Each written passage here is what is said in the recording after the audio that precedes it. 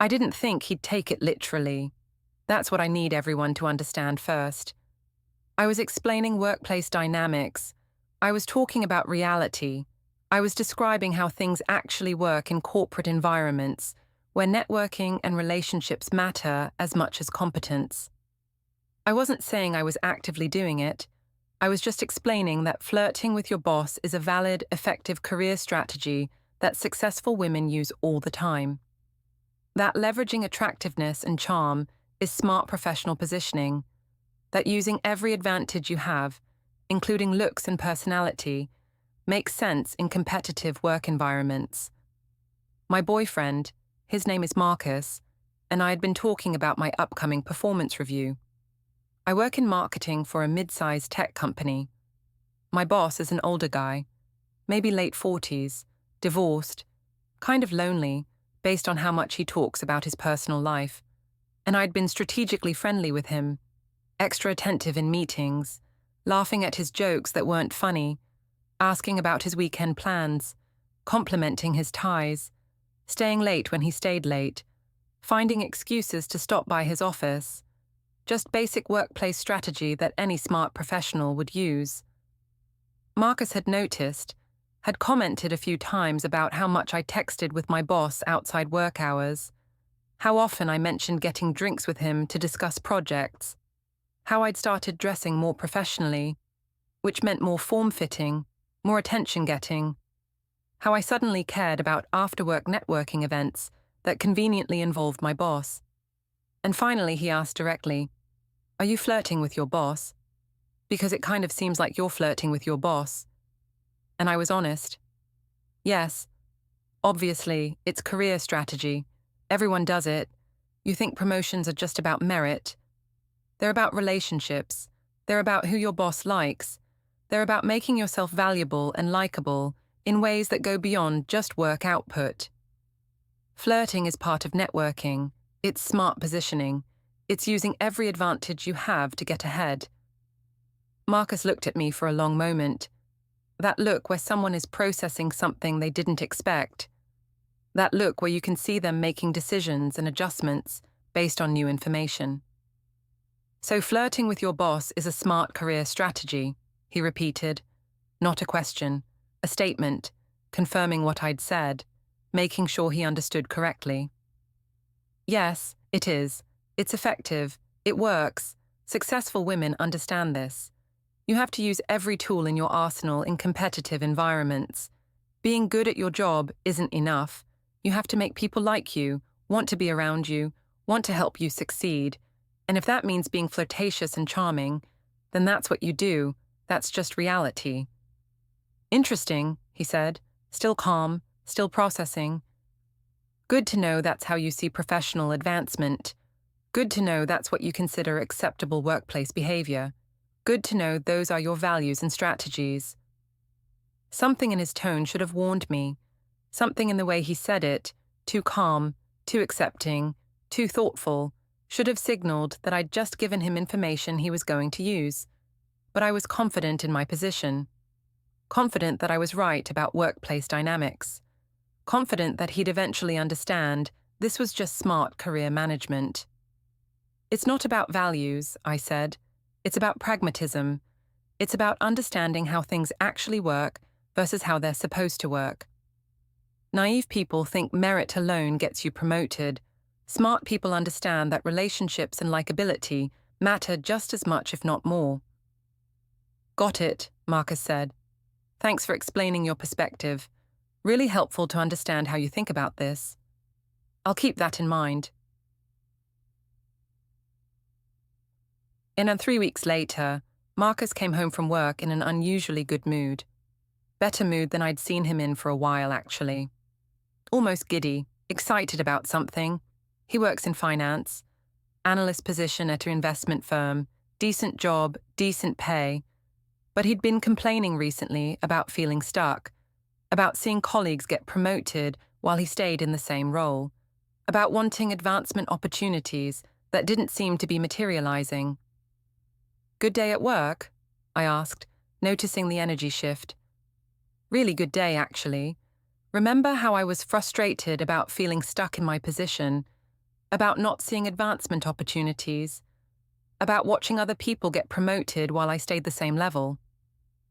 Well, I think I figured out a strategy, a career strategy that seems really effective. Been implementing it for the past few weeks, and it's already paying off. That's great. What strategy?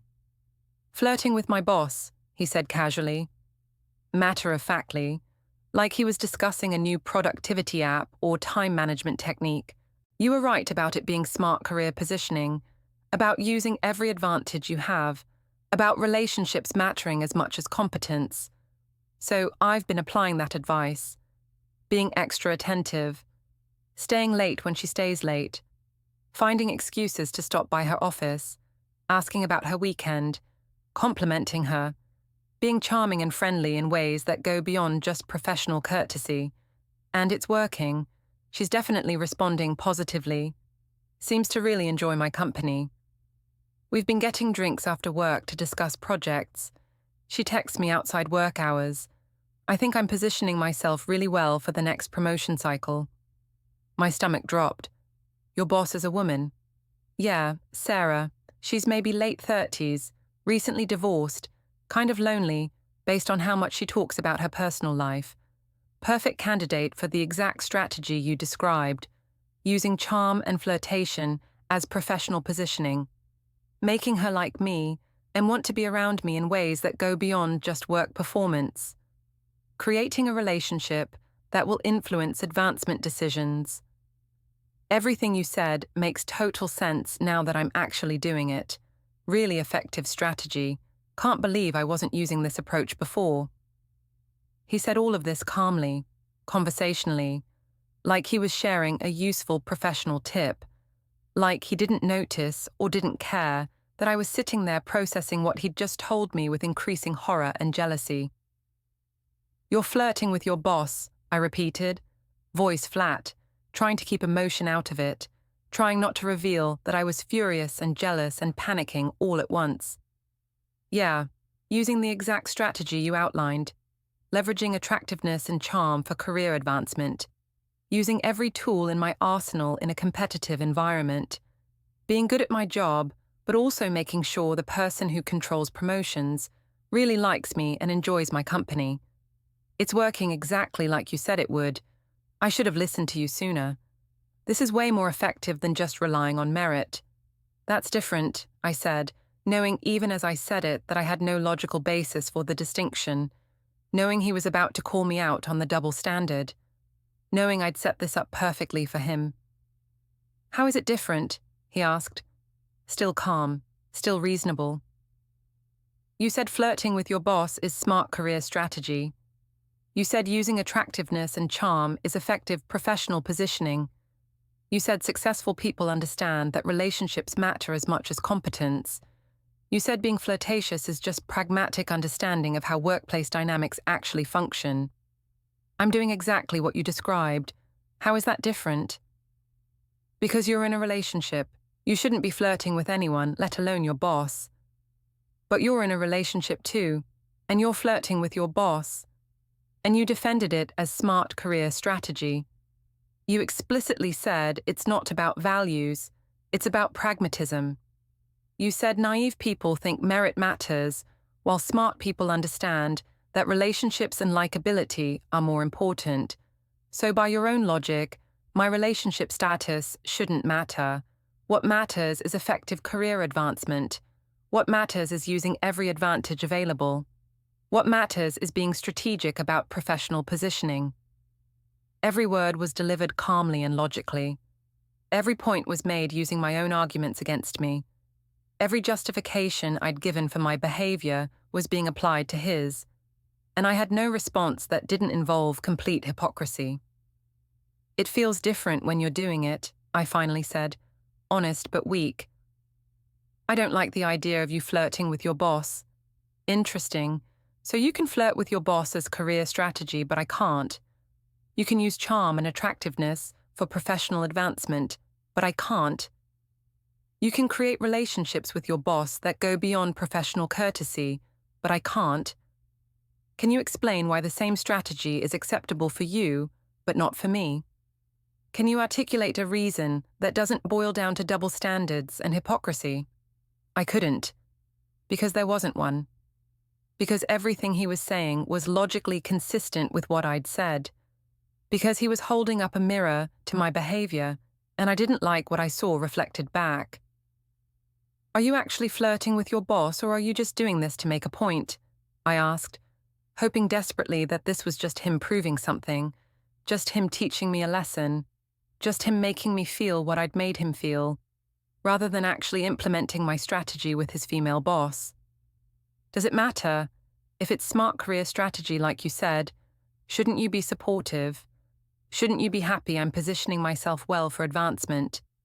Shouldn't you want me to use every tool available to get ahead professionally? Isn't that what you'd expect me to say if I questioned your behavior with your boss? So you are actually doing it. You're actually flirting with her. I'm implementing the exact strategy you described and defended. Whether you call that actually doing it or making a point seems like semantics. The behavior is the same. The justification is the same. The effectiveness is the same. And you should be proud that I listened to your advice about workplace dynamics and professional advancement strategies.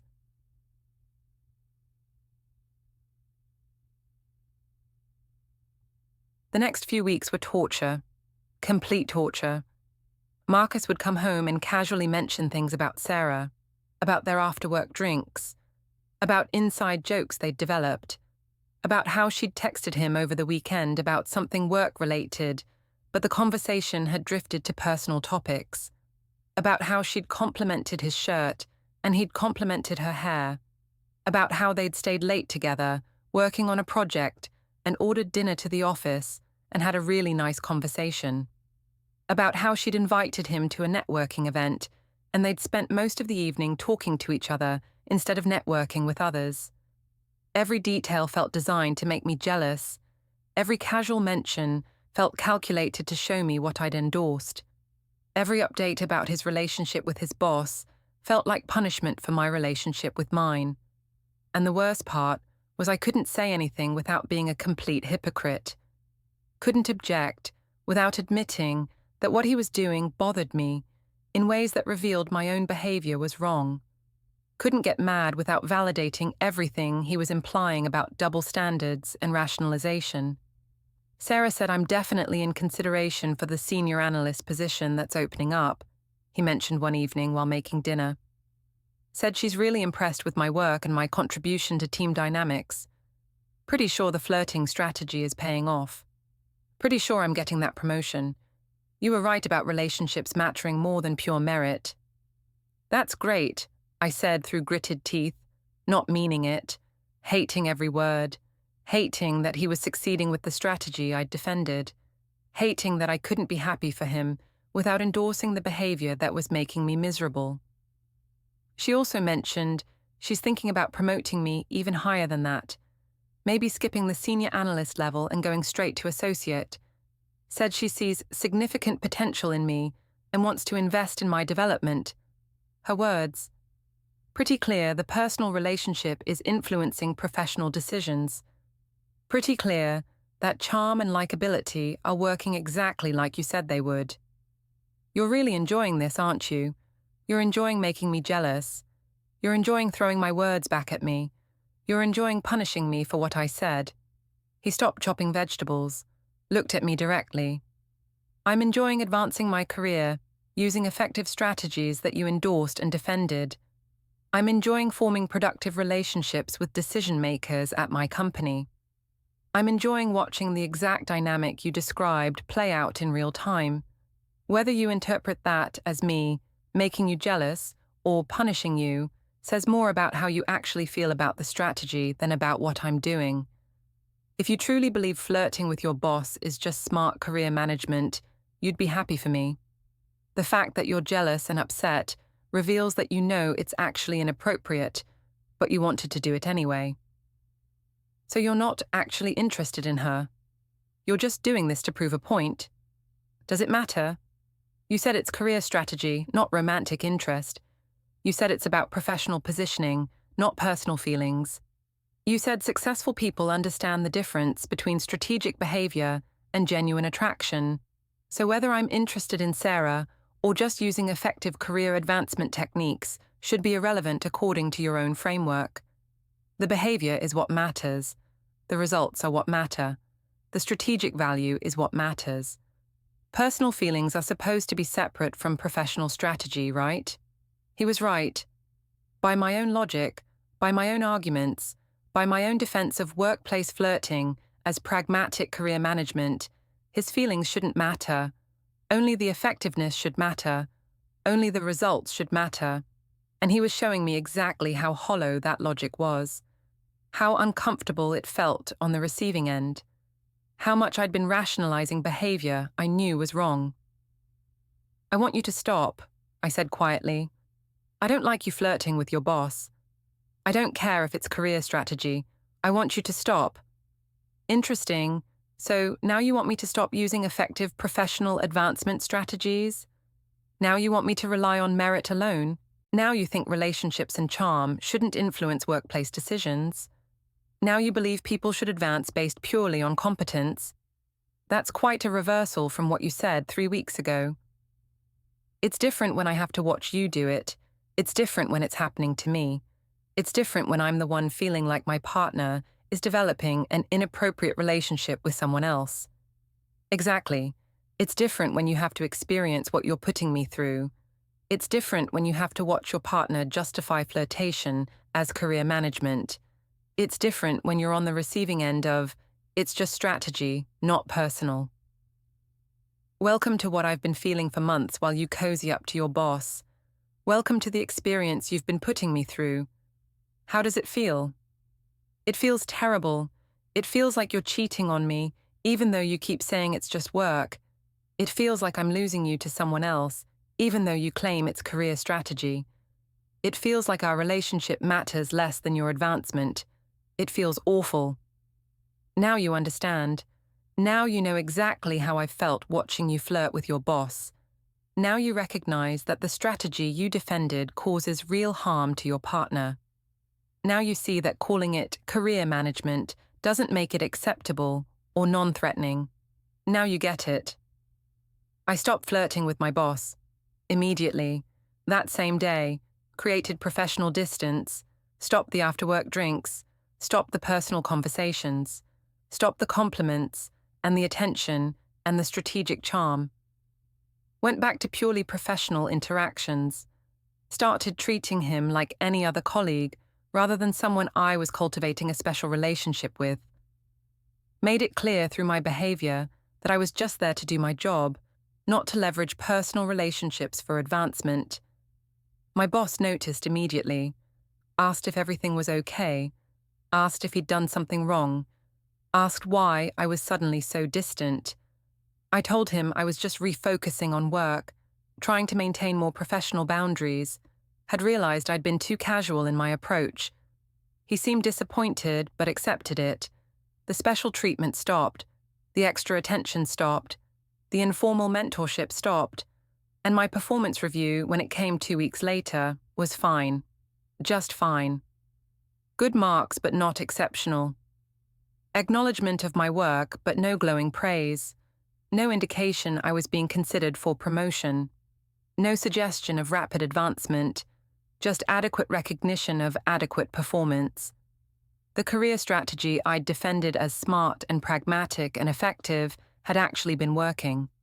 My boss had been responding to the flirtation and attention. Had been considering me for opportunities. Had been thinking of me as someone special. Someone to invest in. Someone with potential worth developing. And when I pulled back, when I created distance, when I stopped the strategic behavior, I became just another employee. Competent but not exceptional. Valuable but not irreplaceable. Professional but not memorable. I could have kept doing it, could have maintained the flirtation, and likely gotten the promotion I'd been positioning for, could have continued leveraging charm and attention for career advancement, but I couldn't keep doing it while watching Marcus do the same thing, couldn't maintain my behavior while objecting to his, couldn't be the person who flirts with their boss while demanding their partner maintain strict professional boundaries. The hypocrisy was too obvious. The double standard was too clear. I stopped, I told Marcus one evening after work. I stopped flirting with my boss. I created professional distance. I went back to just doing my job without all the strategic relationship building and charm. Why? He asked, genuinely curious, not triumphant, not satisfied, just interested in my reasoning. Because I couldn't keep doing it while asking you to stop. Because I couldn't maintain behavior that makes you feel the way I felt watching you do it. Because I couldn't be a hypocrite about something that actually matters. Because I realized that what I called career strategy was actually inappropriate relationship behavior that crossed boundaries and hurt my partner. Because it was wrong, and I needed to stop, even if it means slower career advancement. And what about your boss? What happened when you pulled back? He noticed. He was disappointed. He asked what changed. My performance review was fine, but not great. I'm not being considered for the promotion I thought I was positioning for. Turns out the strategy was actually working. Turns out the flirtation was actually influencing his perception of me and his willingness to advocate for my advancement. Turns out it wasn't just my imagination or rationalization. The behavior really was effective for career purposes. But it was wrong anyway. It was wrong because of what it did to you. It was wrong because of what it said about my boundaries and values. It was wrong even though it worked. What about me? Do you want me to stop with Sarah? Yes. Obviously, yes. I hate it. I hate every mention of her. I hate hearing about your drinks and conversations and inside jokes. I hate knowing you're flirting with her. I hate imagining what that looks like. I hate all of it. But I can't ask you to stop if I'm not willing to stop myself. I can't demand different standards for you than for me. So yes, I want you to stop. But I'm not demanding it. I'm asking. As someone who just stopped doing the same thing because I realized it was wrong. He was quiet for a long moment. Really long. That kind of silence where you can practically hear someone thinking, processing, deciding how much truth to reveal and how to reveal it. Deciding whether to continue the game or end it. Whether to keep making me suffer in jealous confusion or finally show me what he'd actually been doing. Then he said something that made everything suddenly, shockingly clear. I was never flirting with Sarah. I was never implementing your strategy with my boss. I was never staying late with her, or getting drinks with her, or developing inside jokes. I made the whole thing up, completely fabricated it. There were no after-work drinks to discuss projects, no late nights at the office ordering dinner together, no text conversations that drifted from professional to personal, no compliments about her hair or her mentioning my shirt, no networking events where we spent the whole time talking to each other. No conversations about her divorce or her personal life. None of it happened.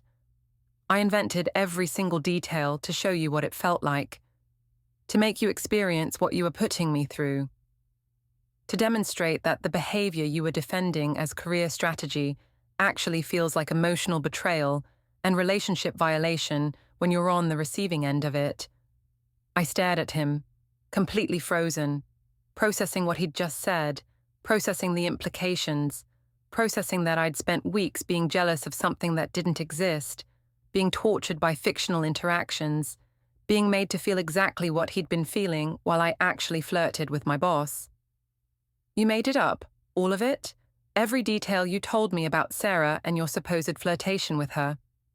Every single word, every detail, every update. All of it was fiction designed to mirror your actual behavior back to you so you could see what it looked like from the outside. So you could experience what I was experiencing. So you could feel what your career strategy was actually doing to me. So you lied to me, repeatedly, for weeks. You deliberately invented a fictional relationship with your boss to manipulate me into feeling jealous, to teach me some kind of lesson about boundaries and appropriate behavior. I held up a mirror. That's what I did. I didn't invent behaviors. I described your behaviors, but attributed them to me instead. Every single detail I told you about my supposed flirtation with Sarah was actually a detail you had previously told me about your actual flirtation with your boss. Think about it. Think about what I said and compare it to what you told me about your boss over the past several months. I thought back, reconstructed the conversations, and he was right, horrifyingly right. Every detail he'd mentioned about Sarah, every after-work drink, every late night, every text conversation, every compliment, every personal disclosure I had actually done or experienced with my boss. The drinks to discuss projects that were really just social. The staying late together and ordering dinner. The texting outside work hours about things that started professional but drifted personal. The compliments that went beyond professional courtesy. The conversations about his divorce and loneliness that created artificial intimacy. The inside jokes that marked us as having a special connection. He hadn't invented anything. He'd just gender-swapped my behavior, made me the observer instead of the participant, forced me to see from the outside what I'd been doing from the inside, made me experience the jealousy, the discomfort, the betrayal, the insecurity that comes from watching your partner develop an inappropriate relationship with someone else under the guise of career strategy. I see what you did, I said slowly, carefully. And I understand why you did it. And I hate that it worked. I hate that I needed to feel jealous and betrayed to understand that my behavior was causing you to feel jealous and betrayed. I hate that I needed the mirror held up before I could see the problem. I hate that I couldn't just believe you when you said it made you uncomfortable. I hate that you had to manipulate me into feeling your feelings before I'd take your concerns seriously. But you're right. Everything you said about career strategy and professional boundaries and relationship betrayal, you were completely right. I was wrong. I was rationalizing and justifying inappropriate behavior. I was crossing boundaries. I was prioritizing career advancement over relationship integrity. I was doing something I'd hate if you did it, but defending it when I did it, and I'm genuinely sorry. I accept your apology, truly, and I'm genuinely glad you stopped the behavior before it progressed further. I'm glad you realized it was wrong and chose to change. I'm glad you prioritized our relationship over potential career benefits. But we need to have a deeper conversation about why you thought it was okay in the first place. Why you needed me to show you, rather than just believing me when I directly told you it made me uncomfortable. Why you rationalized behavior you'd obviously hate if I did it. Why your career ambition became more important than basic relationship respect and boundaries. I think I started, then paused, trying to articulate something I hadn't fully examined before. I think I convinced myself that because it was professional context, it didn't count as real flirtation. Because it was strategic rather than genuine attraction, it wasn't actually crossing boundaries. Because I wasn't planning to actually do anything physical, it was harmless. I created all these mental categories and distinctions that made it seem okay, made it seem like something smart, successful women do, rather than something that betrays your partner's trust. But did you really believe those distinctions? Or were you just using them to justify behavior you wanted to engage in for career benefit? I thought about that. Really thought about it, honestly. I think I knew on some level it was wrong. I think that's why I got so defensive when you first questioned it. Why I immediately launched into the "this is just how things work" explanation. If I genuinely believed it was completely appropriate, I wouldn't have needed to defend it so strongly. The intensity of my justification revealed that I knew I was crossing a line, but wanted to cross it anyway because it was effective. Because it was working. Because my boss was responding, and I was getting opportunities and attention, and I liked that. So you knew it was wrong, but did it anyway, because it benefited you. Yes, essentially, yes. I rationalized something I knew violated boundaries because it served my career goals. I prioritized getting ahead over maintaining integrity, and I used sophisticated-sounding language about workplace dynamics and professional networking to disguise what was actually pretty simple. I was flirting with my boss because it made him like me more, and that helped my career. And I didn't care enough about how it made you feel, because I wanted the career benefits more than I wanted to respect your feelings. Thank you for being honest about that. Really, that level of self-awareness and admission is important. Now, the question is what we do with that information. How do we move forward, knowing that you are capable of prioritizing career over relationship? Knowing that you rationalized boundary violations? Knowing that you needed extreme measures, me fabricating an entire fictional flirtation before you'd stop? I don't know. I don't have a good answer. I know I need to examine my priorities. I know I need to figure out why career advancement felt more important than relationship trust. I know I need to understand my own capacity for rationalization so I can recognize it earlier next time. I know I need to be someone who respects boundaries, even when breaking them would benefit me, but I don't know exactly how to get there or what that process looks like. Therapy might help. Individual therapy to work through some of this. Maybe couples therapy to rebuild trust and establish clearer boundaries going forward. Because what you did, what we both now understand you were actually doing, damaged something between us. Created a crack that we need to actively repair rather than just ignore and hope it heals on its own. You're right. I'll find a therapist. We can find a couples therapist. I want to do the work to fix this.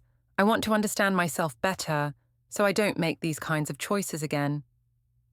I want to be someone you can trust, even when you're not watching.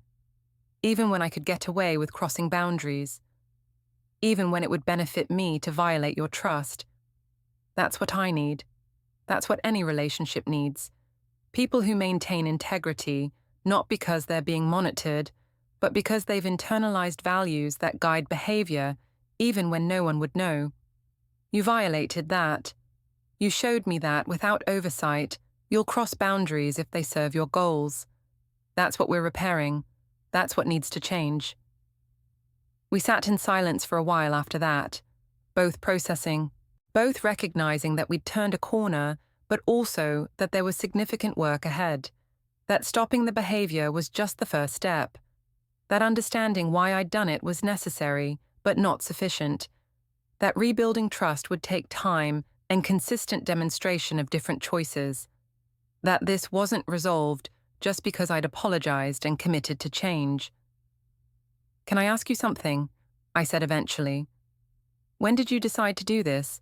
When did you decide to fabricate the Sarah situation to show me what my behavior looked like? The night you defended flirting with your boss as career strategy. The night you explicitly told me it was smart professional positioning and that successful women understand this. That night I realized you weren't going to stop based on my discomfort alone. That you'd rationalized it too completely. That you'd built too strong a justification structure for me to dismantle with just words. So I decided to show you instead. Make you feel it instead of just hear about it. Force you to experience your own behavior from the other side so you couldn't maintain the rationalizations anymore. That was calculated. You planned this whole thing. Yes, I planned it, because you weren't listening, because my clearly stated discomfort wasn't enough to make you reconsider your choices, because you decided your career strategy mattered more than my feelings. So I made you feel my feelings, made it impossible for you to ignore or rationalize away, made you experience the direct consequences of your choices in a way that couldn't be explained away as me being insecure or naive about workplace dynamics. I should have listened the first time. I should have taken your concerns seriously without needing this elaborate demonstration. I should have valued your feelings more than career benefits. Yes, you should have. And the fact that you didn't, the fact that I had to go to these lengths, tells us both something important about where your priorities were, about how much work we have to do, about what needs to change for this relationship to be healthy and sustainable.